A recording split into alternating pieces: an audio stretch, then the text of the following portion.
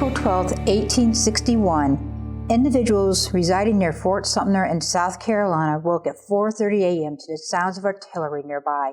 Although no lives were taken during the two-day siege on this fort, the weeks and months that followed would forever change the course of American history. During this time in U.S. history, women were not permitted to serve in the military. However, many defied the culture of the times and chose to disguise themselves as men and fight alongside their countrymen. It is believed that more than 400 women may have served in this capacity, fighting for both the Union and the Confederacy. Other women chose to serve as nurses to care for the wounded and sick.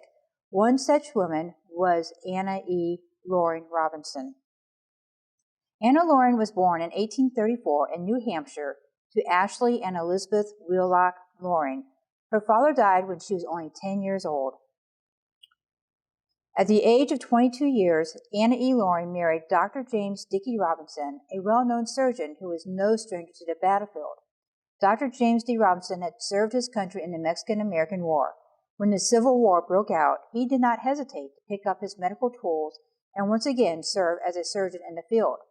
However, this time his faithful wife went with him to help tend the needs of the wounded. Their two young sons accompanied them.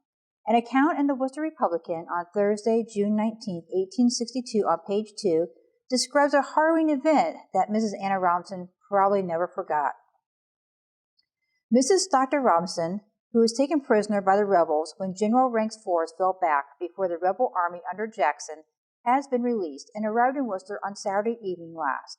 Mrs. R. confirms the newspaper reports that the Union soldiers were fired on from the houses as they passed through Winchester. Even the hospital flag and the tents of sick soldiers were riddled, and bullets and unoffending persons were shot down in the streets. Dr. Robinson narrowly escaped, having been fired upon several times, and another surgeon who was riding with him was wounded and his horse shot. Mrs. Robinson, with her two little boys, escaped from Winchester to Martinsburg, where they were overtaken by the rebel troops, who remained in possession of the town until driven out by the Union troops. Dr. Robinson has been ordered to field service as brigade surgeon under General Shields and is now on his way to his brigade.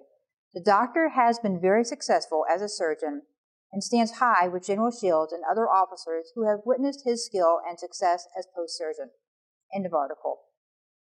The two young boys were Thomas H. Robinson, born in 1857, and his younger brother James Dickey Robinson, born in 1858. A third son, Henry L. Robinson, was born in 1863. Anna E. Loring Robinson succumbed to death on September 19, 1868. She was buried in the Worcester Cemetery.